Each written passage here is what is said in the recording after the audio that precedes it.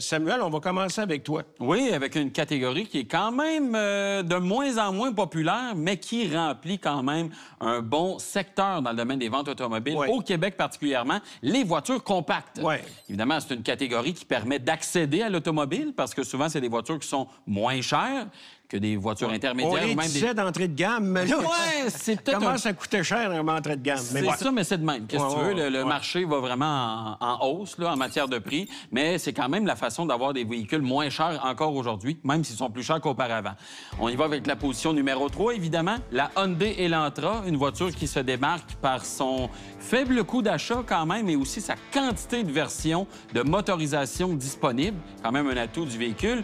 Deuxième position, la Toyota Corolla, voiture qui est très bien établie chez nous au Québec, au Canada et même aux États-Unis, une voiture qui est quand même très vendue, version hybride, des versions 4 roues motrices, version à haillons, version de performance aussi. Et en première position, la Honda Civic qui, pour 2025, reçoit une nouvelle motorisation hybride qui vient vraiment changer la donne, une voiture aussi qui est disponible en configuration berline à haillons. Voiture aussi de performance, il y a beaucoup de variétés. SI, type R aussi, donc il y en a vraiment pour tous les goûts et pour tous les budgets, parce qu'une Honda Civic, ça peut passer de 30 000 à 55 000 en fonction de la version que vous allez choisir.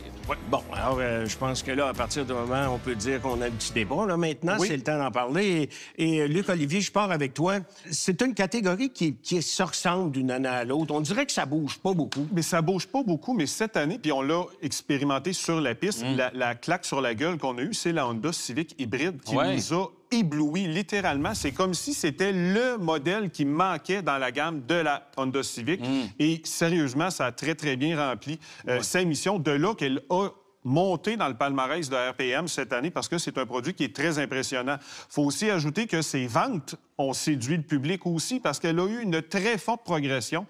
Plus de 14 d'augmentation au niveau des ventes, ce qui fait qu'elle est la voiture la plus vendue sur le marché canadien pour une énième année. En fait, elle avait été battue l'année passée, mais elle reprend sa couronne au niveau des voitures. Battue par la Toyota Corolla l'année passée, donc vraiment deux voitures qui se chevauchent. Oui, c'est la chicane est poignée.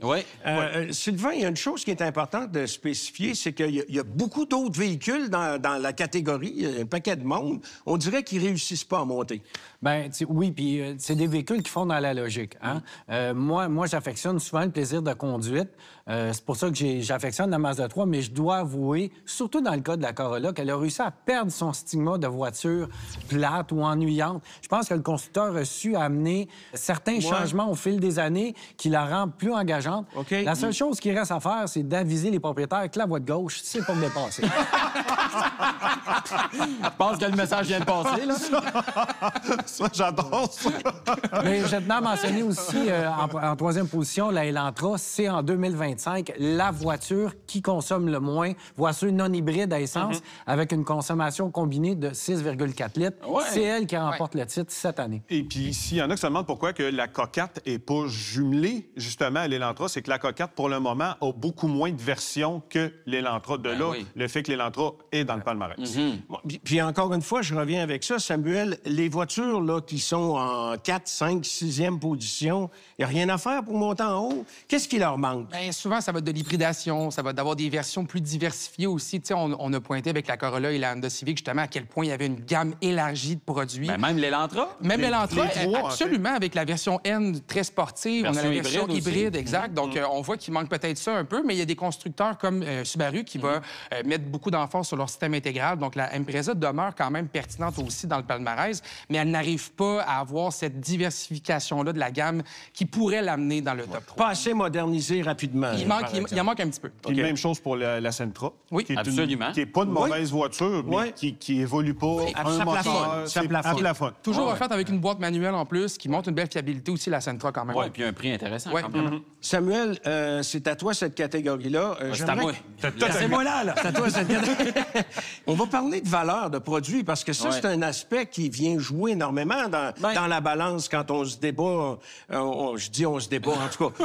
On a un débat qui ressemble à un vrai débat physique, quasiment des fois.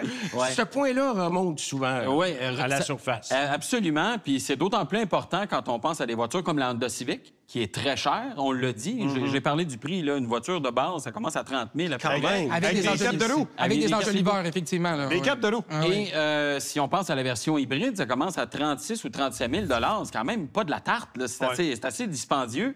Mais il faut quand même avouer qu'on a une voiture qui nous donne une bonne valeur entre les mains. Ça va garder une bonne valeur de revente à long terme, ce qui n'est pas le cas de toutes les voitures dans cette catégorie-là. Je le disais, c'est une catégorie qui perd de la vitesse, mais il y a certains joueurs qui demeurent quand même en bonne position. La Honda Civic, c'en est un. La Toyota Corolla, c'est un autre joueur aussi qui permet d'avoir une bonne valeur à long terme. Puis on peut quand même amener aussi quels ont été les points les plus importants dans notre évaluation pour ce segment-là. Évidemment, coût d'entretien, fiabilité et la valeur de revente aussi, parce qu'on paie très cher un véhicule, comme on disait, 30 000 pour une Civic de base. Quand on veut la revendre dans 5-6 ans, on aimerait ça être capable d'en récupérer le plus possible pour perdre le moins d'argent, parce qu'on sait que l'achat d'une voiture, c'est rarement un investissement.